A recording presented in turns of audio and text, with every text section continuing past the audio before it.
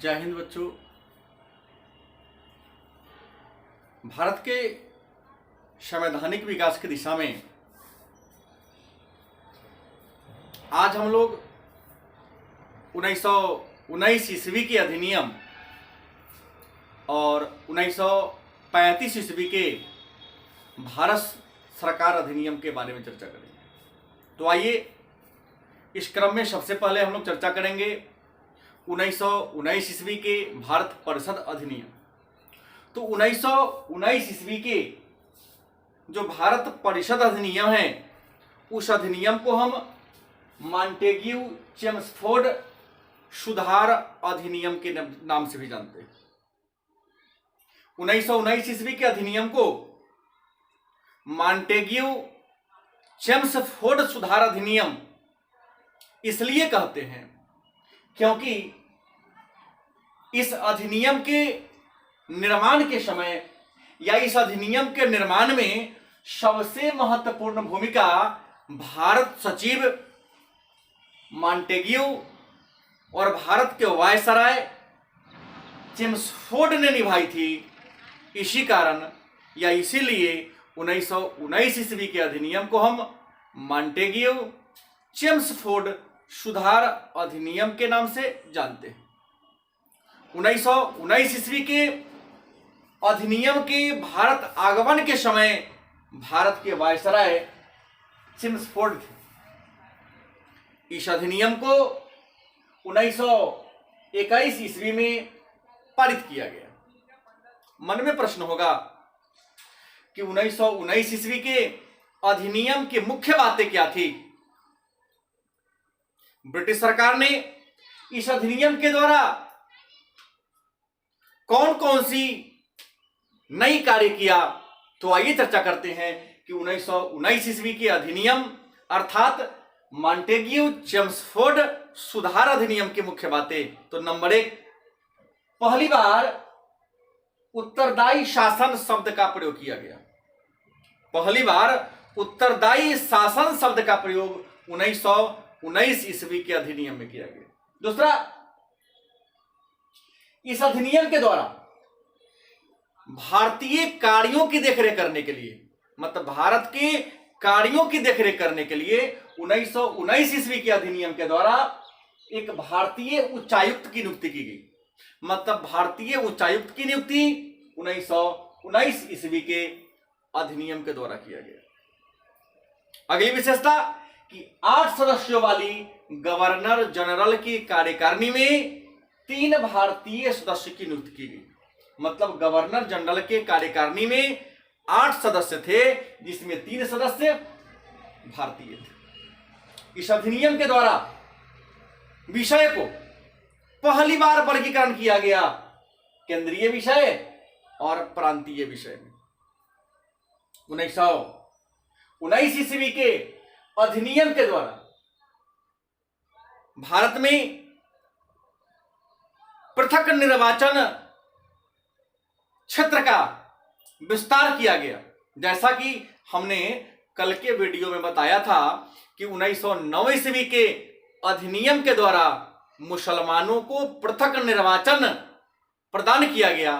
तो 1919 ईस्वी के अधिनियम के द्वारा सिखों को, सिख धर्म के लोगों को, भारतीय ईसाइयों को, यूरोपियनों को और आंग्ल भारतीयों को, मतलब एंग्लो इंडियन को पृथक निर्वाचन की सुविधा प्रदान की गई। उसके बाद केंद्रीय विधानसभा का कार्यकाल 3 वर्षों का था, लेकिन इस अधिनियम में व्यवस्था किया गया कि गवर्नर जनरल चाहे, वायसराय चाहे तो केंद्रीय विधान परिषद के कार्यकाल को बढ़ा सकते। 1919 ईस्वी के अधिनियम में विषय को 2 वर्गों में बांट दिया गया। पहला आरक्षित विषय, इस पर गवर्नर जनरल का या वायसराय का अधिकार था, और दूसरा हस्तांतरित विषय, इस पर गवर्नर जनरल के कार्यकारिणी का अधिकार था। 1919 ईस्वी के अधिनियम के द्वारा प्रांतों में द्वैत शासन को लागू किया गया। और इसके डेट की बात करें तो 1919 ईस्वी के अधिनियम के द्वारा 1 अप्रैल 1921 ईस्वी को प्रांतों में द्वैत शासन की स्थापना की गई। उसके बाद पहली बार 1919 ईस्वी के अधिनियम के द्वारा ही केंद्र में 2 सदनीय विधायिका, जैसे वर्तमान में केंद्र में 2 सदन है, एक का नाम है लोकसभा, दूसरे का नाम है राज्यसभा।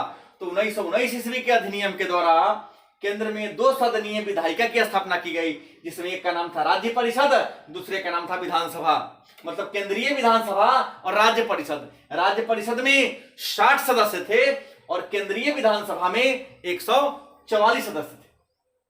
उसके बाद 1919 ईस्वी के अधिनियम के द्वारा एक लोक सेवा आयोग का गठन किया गया और इसी लोक सेवा आयोग के तहत सरकारी कर्मचारियों को, केंद्रीय सेवा के सरकारी कर्मचारियों को बहाल करने के लिए 1926 ईस्वी में यूपीएससी बोर्ड का गठन किया गया। मतलब संघ लोक सेवा आयोग या केंद्रीय लोक सेवा आयोग का गठन 1919 ईस्वी के अधिनियम के द्वारा ही 1926 ईस्वी में किया गया। और पहली बार केंद्रीय बजट से प्रांतीय बजट को अलग करने का काम 1919 ईस्वी के अधिनियम के द्वारा ही किया गया। 1919 ईस्वी के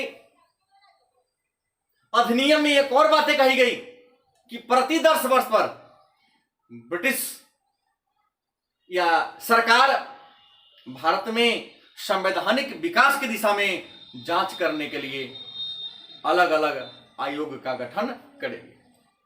लेकिन 1928 के साइमन कमीशन, नेहरू रिपोर्ट और महात्मा गांधी के द्वारा चलाए गए राष्ट्रवादी आंदोलन और इंग्लैंड की राजनीतिक अस्थिरता के कारण अधिनियम को पारित न किया जा सका। लेकिन महात्मा गांधी की राजनीति में प्रवेश करने के कारण भारत में राष्ट्रीयता की भावना बड़ा ही प्रबल हो गई और गांधी के 2 राष्ट्रव्यापी आंदोलन, जैसे 1920 के असहयोग आंदोलन और 1930 ईस्वी के सविनय अवज्ञा आंदोलन ने ब्रिटिश सत्ता की जो नींव थी वह कमजोर कर दिया। गांधी के आंदोलन, उग्रवादियों के उग्र विचार को देखते हुए ब्रिटिश सरकार ने यह तय कर लिया कि भारत की सत्ता को ब्रिटिश हाथ में और अधिक दिन तक रखना संभव नहीं है। अतः सत्ता के हस्तांतरण के लिए प्रयास प्रारंभ किया गया और अंग्रेजों के शासनकाल में संवैधानिक विकास की दिशा में जो अंतिम चरण था उसका नाम था भारत सरकार अधिनियम 1935। क्योंकि इस अधिनियम के बाद भारत के संविधान के निर्माण के लिए कैबिनेट मिशन योजना का गठन किया गया और इसी योजना के तहत भारत के संविधान का निर्माण हुआ। तो आइए भारत के संविधान के निर्माण के दिशा में जो अंतिम कड़ी है उस पर चर्चा करें। उसका नाम है भारत सरकार अधिनियम 1935। इस अधिनियम के निर्माण के समय भारत में जो वायसराय थे, भारत में जो गवर्नर जनरल थे, उसका नाम था लॉर्ड वेलिंगटन। इस अधिनियम में 321 धाराएं और 10 अनुसूचियां।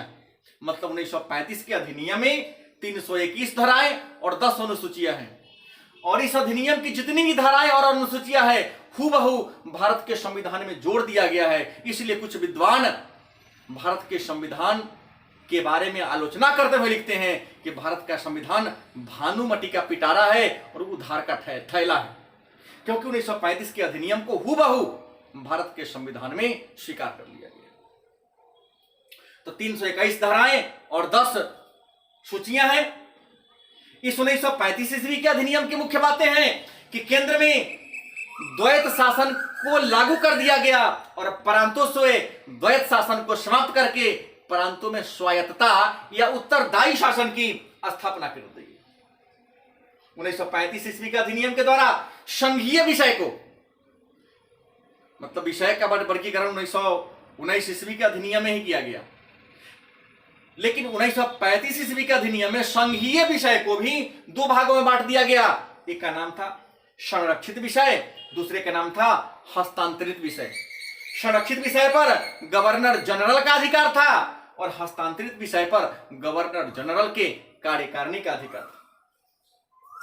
उसके बाद 1935 ईस्वी के अधिनियम के तहत एक अखिल भारतीय संघ की स्थापना की गई जो भारत के निर्माण में सहायता करती थी। इस 1935 के अधिनियम के द्वारा प्रांतीय विधानमंडल का विस्तार किया गया। मतलब अंग्रेजों के शासनकाल में 11 राज्य थे, उन 11 राज्य में से 6 राज्य में द्विसदनीय विधानमंडल की स्थापना की गई। इस 1935 के अधिनियम के द्वारा सांप्रदायिक निर्वाचक मंडल का पुनः विस्तार किया गया और हरिजनों को और महिलाओं को पृथक निर्वाचन सुविधा प्रदान की गई। मतलब हरिजनों के लिए पृथक निर्वाचन प्रणाली और महिलाओं के लिए पृथक निर्वाचक मंडल की व्यवस्था 1935 ईस्वी के अधिनियम के द्वारा ही किया गया। 1935 ईस्वी के अधिनियम के द्वारा बर्मा को भारत से अलग कर दिया गया और विवादों की देखरेख करने के लिए, मुकदमा की सुनवाई करने के लिए 1937 ईस्वी में एक संघीय न्यायालय की स्थापना की गई। और इस 1935 में के अधिनियम के द्वारा जिस संघीय न्यायालय की स्थापना की गई वह वर्तमान समय का सर्वोच्च न्यायालय नहीं है, वो अलग था। इस सर्वोच्च न्यायालय से ऊपर भी एक न्यायालय था जिसका नाम था प्रिवी काउंसिल। और 1935 ईस्वी के अधिनियम के द्वारा जिस न्यायालय की स्थापना की गई उसका जो पहले सीजे मतलब चीफ जस्टिस थे उनका नाम था सर मॉरिस गवेयर।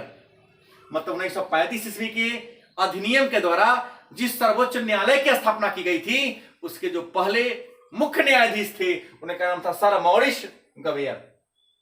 और 1935 ईस्वी के अधिनियम के द्वारा ही मुद्रा व्यवस्था को क्रियान्वित करने के लिए, मुद्रा को जारी करने के लिए, मुद्रा व्यवस्था पर नियंत्रण बनाए रखने के लिए आरबीआई नामक एक वित्तीय संस्था की स्थापना की गई थी। यह था अधिनियम। लेकिन 1935 ईस्वी के अधिनियम के बारे में हमारे कुछ भारतीय जो राष्ट्रवादी थे उन्होंने कुछ वक्तव्य जारी किया था। उनकी कुछ उक्तियां हैं। जैसे 1935 ईस्वी के अधिनियम के बारे में पंडित नेहरू ने क्या कहा? अनेक ब्रेकों वाली परंतु इंजन रहित मशीन। मतलब यह ऐसी गाड़ी है जिसमें अनेक ब्रेक है लेकिन इंजन नहीं। पंडित नेहरू ने ही 1935 के अधिनियम के बारे में दूसरा बात कहा, गुलामी का घोषणा पत्र। मदन मोहन मालवीय ने 1935 के अधिनियम को क्या कहा? बाह्य से जनतंत्रवादी, मतलब बाहर से लगता है कि यह जनता के हितों का रक्षक है लेकिन अंदर से क्या है? खोखला है, मतलब जनता को कोई अधिकार नहीं दिया है। चक्रवर्ती राजगोपालाचारी, इन्होंने 1935 ईस्वी के अधिनियम के बारे में कहा द्वैत शासन प्रणाली से भी बुरा है, मतलब दोहरी शासन से भी 1935 का अधिनियम क्या है? बुरा है। मोहम्मद अली जिन्ना ने 1935 ईस्वी के अधिनियम को कहा पूर्णता सड़ा हुआ, मूल रूप से बुरा और बिल्कुल अस्वीकृत, मतलब स्वीकार करने के लायक यह अधिनियम नहीं। तो यह है भारत के संविधान के विकास की दिशा के प्रमुख चरण। अब कल के वीडियो में हम लोग पढ़ेंगे कि भारतीय संविधान का निर्माण कैसे हुआ,